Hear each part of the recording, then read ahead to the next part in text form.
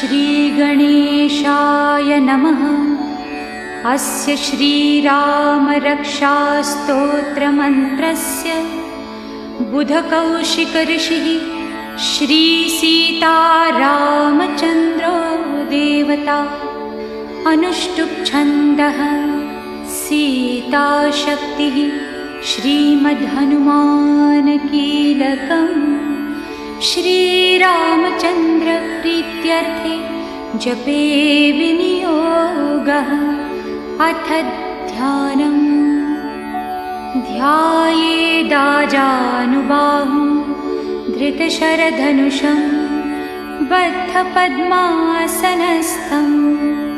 पीतं वासोऽवसानं नवकमलदलस्पर्धिनेत्रं प्रसन्नं। वामाङ्कारूढसीता मुखकमलमिलल्लोचनं नीरदाभम्। नानालङ्कारदीप्तं दधतमुरुजटा मण्डनं रामचन्द्रम् इति ध्यानम्। चरितं रघुनाथस्य शतकोटिप्रविस्तरम्। एकैकम् अक्षरं पुंसां महापातकनाशनम्। ध्यात्वा नीलोत्पलश्यामं रामं राजीवलोचनं।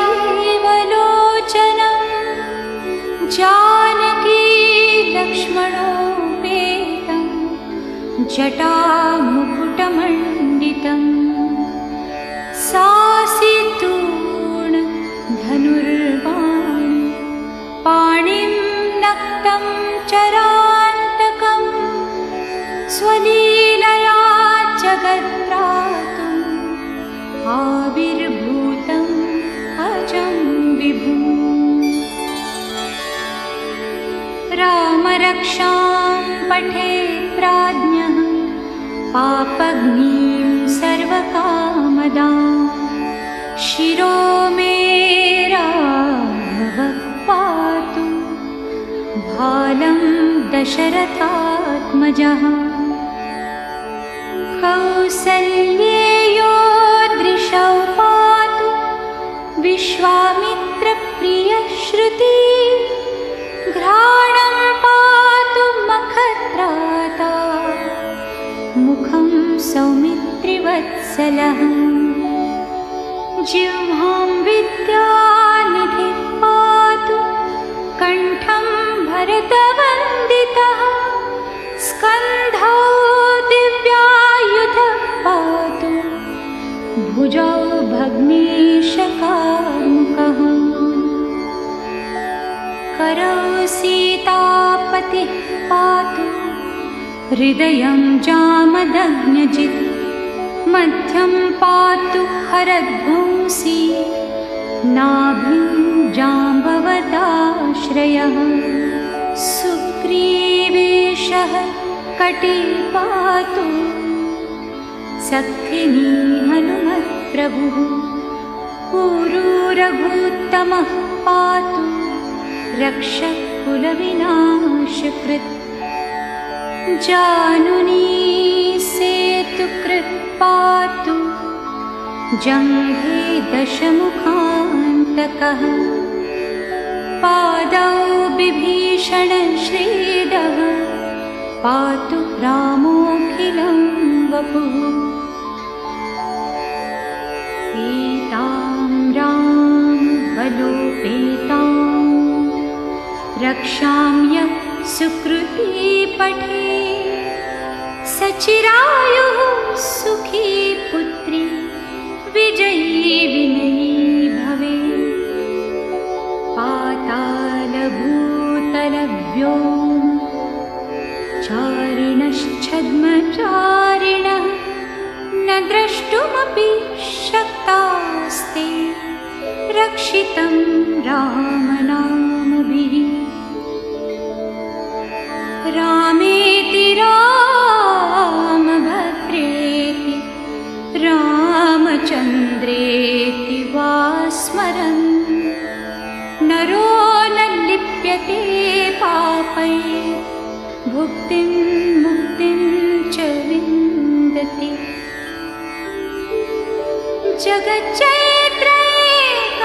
जगच्चैत्रैकमन्त्रेण रामनाम्ना विरक्षितं यः कण्ठे धारयेत् तस्य करस्ताः सर्वसिद्धयः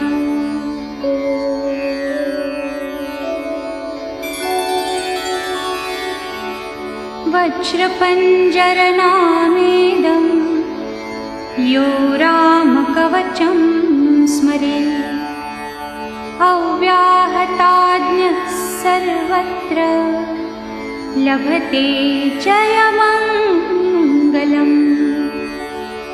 आदिष्टवान् यथा स्वप्ने राम रक्षामि मां हरः तथा लिखितवान् प्रातः प्रबुद्धो बुधकौशिकः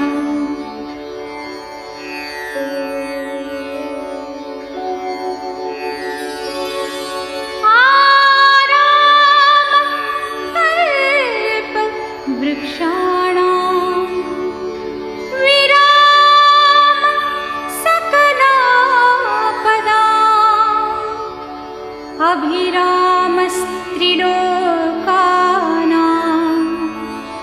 रामः श्रीमान् सनः प्रभुः तरुणो रूपसम्पन्नो सुकुमारो महाबलः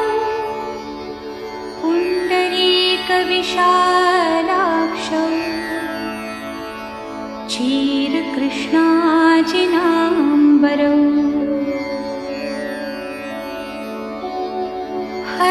फलमूलाशिनौ दान्तौ तापसौ ब्रह्मचारिणौ पुत्रौ दशरथस्यैतौ भ्रातरौ रामलक्ष्मणौ शरण्यौ सर्वसत्त्वानां श्रेष्ठौ सर्वधनुष्मतां रक्षकुलनिहन्तारौ त्रायेतां नो रघुत्तमौ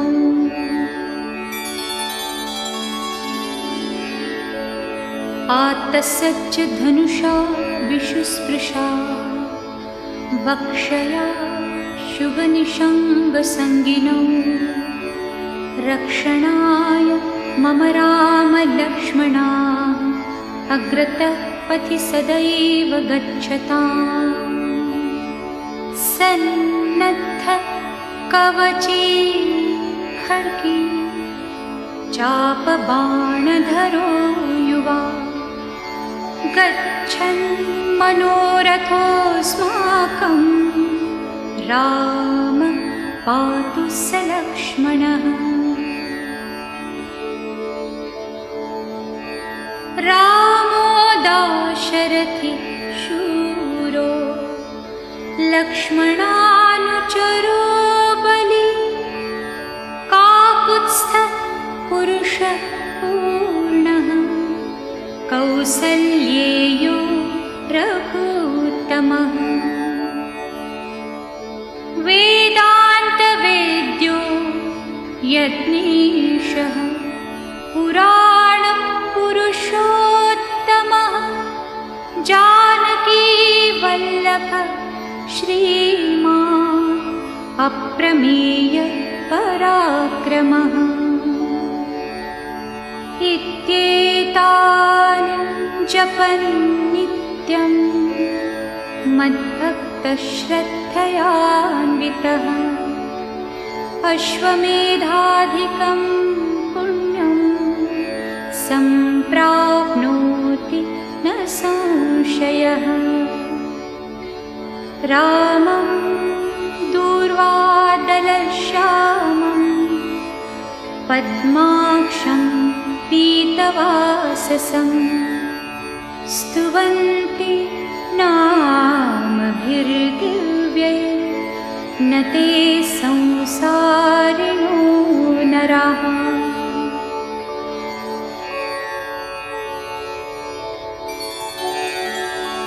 रामं लक्ष्मणं पूर्वजं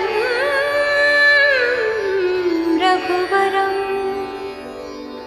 सीतापतिं सुन्दरं काकुत्स्थं करुणार्णवं गुणनिधिं विप्रप्रियं धार्मिकम् राजेन्द्रं सत्यसन्धं दशरथतनयं श्यामलं शान्तमूर्तिं वन्दे लोकाभिरामं रघुकुलतिलकं राघवं रावणारिम्। रामाय रामभद्राय रामचन्द्राय वेधसे रघुनाथाय नाथाय सीताया पतये नमः। श्रीराम राम रघुनन्दन राम राम श्रीराम राम भरताग्रज राम राम श्रीराम राम रणकर्कश राम राम श्रीराम राम शरणं भव राम राम। श्रीरामचन्द्र चरणौ मनसा स्मरामि श्रीरामचन्द्र चरणौ वचसा गृह्णामि श्रीरामचन्द्र चरणौ शिरसा नमामि श्रीरामचन्द्र चरणौ शरणं प्रपद्ये। माता रामो मत्पिता रामचन्द्रः स्वामी रामो मत्सखा रामचन्द्रः सर्वस्वं मे रामचन्द्रो दयालु नान्यं जाने नैव जाने न जाने। दक्षिणे लक्ष्मणो यस्य वामे तु जनकात्मजा पुरतो मारुतिर्यस्य तं वन्दे रघुनन्दनं। लोकाभिरामं रणरङ्गधीरं राजीवनेत्रं रघुवंशनाथं कारुण्यरूपं करुणाकरं तं श्रीरामचन्द्रं शरणं प्रपद्ये। मनोजवं मारुततुल्यवेगं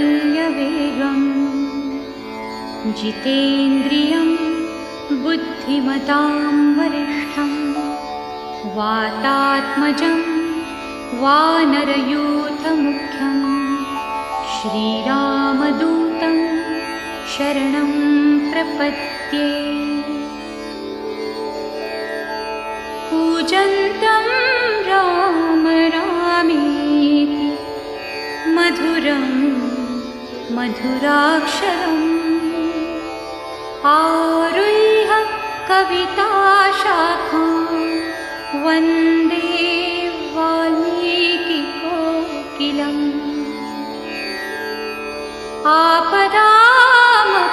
आपदामपहर्तारं दातारं सर्वसम्पदां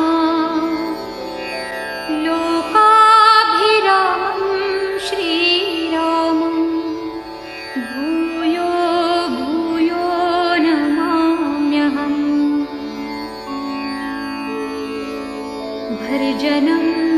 बीजानाम् अर्जनं सुखसम्पदाम् तर्जनं यमदूतानां राम रामेति गर्जनम् रामो राजमणि सदा विजयते रामं रमेशं भजे रामेणाभिहता निशाचरचम् रामाय तस्मै नमः रामान्नास्ति परायणं परतरं रामस्य दासोऽस्म्यहम् रामे चित्तलयः सदा भवतु मे भो राम मामुद्धर राम रामेति रामेति रमे रामे मनोरमे सहस्रनाम तत्तुल्यं रामनाम वरानने इति श्री बुधकौशिकविरचितं श्रीरामरक्षास्तोत्रं सम्पूर्णम्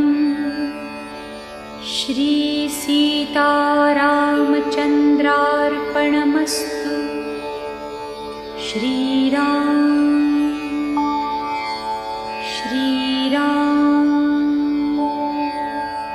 श्री